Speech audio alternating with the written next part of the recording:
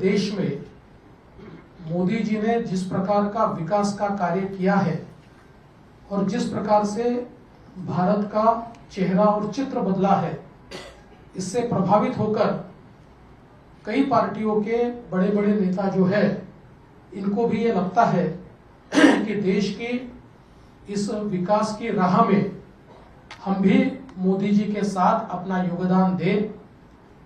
और इसी के चलते कई कद्दावर नेता भारतीय जनता पार्टी में आ रहे हैं और महाराष्ट्र में हमारे लिए बहुत सौभाग्य की बात है कि अशोकराव चव्हाण जी जैसे एक कद्दावर नेता ने भारतीय जनता पार्टी में प्रवेश किया है। और जब हमारी उनसे चर्चा हुई, उस समय उन्होंने बहुत स्पष्ट रूप से कहा कि मैं बड़े से बड़े पद पर रहा हूं, इसलिए मेरे लिए पद कोई मायने नहीं रखता। मैं देश की मुख्य धारा में मोदी जी के साथ योगदान देना चाहता हूं और इसलिए भारतीय जनता पार्टी में मैं प्रवेश कर रहा हूं।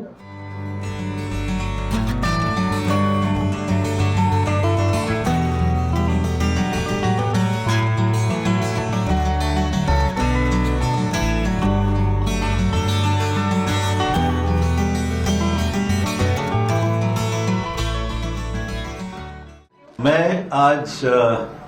भारतीय जनता पार्टी में यहाँ पर मैंने प्रवेश लिया है और मैं आभार मानना चाहूँगा देश के प्रधानमंत्री श्री नरेंद्र मोदी जी का, फिर देश के गृह सम्माननीय गृह मंत्री अमित भाई शाह जी का, राष्ट्रीय अध्यक्ष जेपी नड्डा जी का, देवेंद्र फडणवीस जी का, बावनकुळे जी का, आशीष शेलार जी का और सभी नेता जो मेरे साथ में बैठे हुए, मेरे नांदेड़ से आए हुए हमारे सहयोगी अमर राजूरकर जो एमएलसी रह चुके हैं वो भी आए हुए हैं, उनका भी प्रवेश आज हुआ है। मैं आभार मानूंगा भारतीय जनता पक्ष के नेतृत्व की, उन्होंने मुझे आज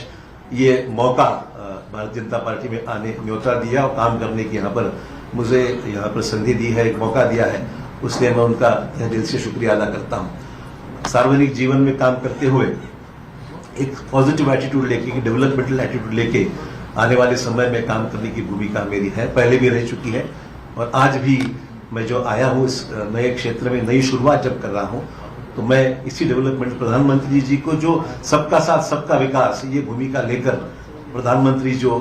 पूरे देश भर में जिन्होंने नेशनल इंटरनेशनल लेवल पे एक अलग अपनी छवि बनाकर एक अच्छा काम करके दिखाया है, निश्चित तौर पर इम्प्रेस हूँ, निश्चित उससे इम्प्रेस हूँ मैं, उसमें कोई अलग भूमिका नहीं है। तो अच्छा होता है तो अच्छा ही बोलना चाहिए, जो खराब है तो कभी शिकायत भी हमने की है, मैं ना नहीं बोलूंगा। आज जब हम देख रहे हैं कि देश के सामने कई चुनौतियां हैं, तो चुनौतियों के साथ साथ डेवलपमेंट भी जिस रफ्तार से इस देश में हो रहा है, हम सबके लिए बहुत ही प्रशंसनीय है और आने वाले समय में हम सब साथी मिलकर देश में एक पक्की मजबूर भाजपा की सरकार लाने का हमारा प्रयास निश्चित तौर पर रहेगा।